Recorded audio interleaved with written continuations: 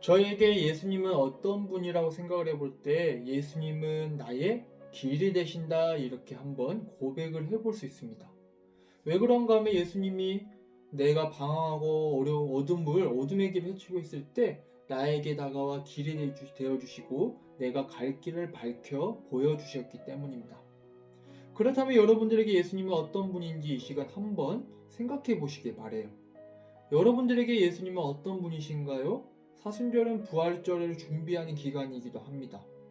우리가 기쁨의 부활절을 준비하기 위해 여러분이 만난 예수님, 그리고 여러분이 경험한 예수님, 그리고 여러분들이 생각하고 고백하는 예수님을 한번 이 시간 말씀을 듣고 생각해 보았으면 좋겠습니다. 그러면 먼저 우리가 이 시간 말씀을 먼저 보도록 하겠습니다.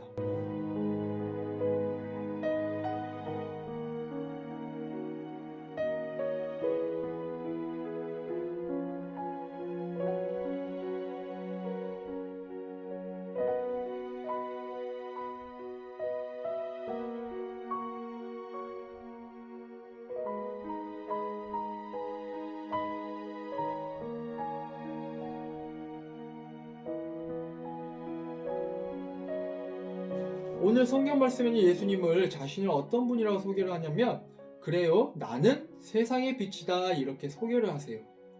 빛은 어떤 기능을 할까요? 두 가지 기능을 하지 않을까 싶습니다. 첫 번째는 감춰있던 것을 드러내는 기능을 하고, 두 번째는 어둠을 물러가게 하는 역할을 감당합니다.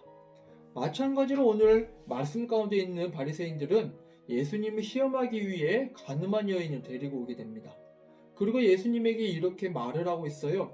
율법에는 가늠한 여인을 돌로 쳐 죽이라고 이야기하는데 선생님은 어떻게 생각하십니까? 이렇게 이야기를 하시는 거예요. 만약에 돌로 쳐라고 말씀하셨으면 원수를 사랑하라는 말씀과 반대가 된다고 말을 하려고 했고, 처벌하지 말라고 하셨으면 율법을 어긴 자라고 주장하려고 하였습니다. 그런데 여기서 예수님은 어떻게 하셨냐면 땅에 글씨를 쓰시다가 일어나서 이렇게 말씀하십니다. 너희 중에 죄 지은 자가 없는 자부터 이 여인에게 돌을 던져라. 그러니까 사람들은 하나둘씩 그 자리에서 떠나갔습니다. 왜 그런가 하면 자신들조차도 이 죄로부터 자유할 수가 없기 때문입니다.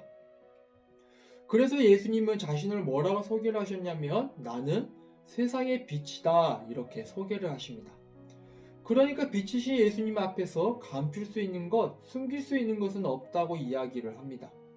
이렇게 숨길 수 없는 죄를 어떻게 해결할 수 있을까? 이 죄를 해결할 수 있는 분은 오직 예수님 한 분뿐이에요.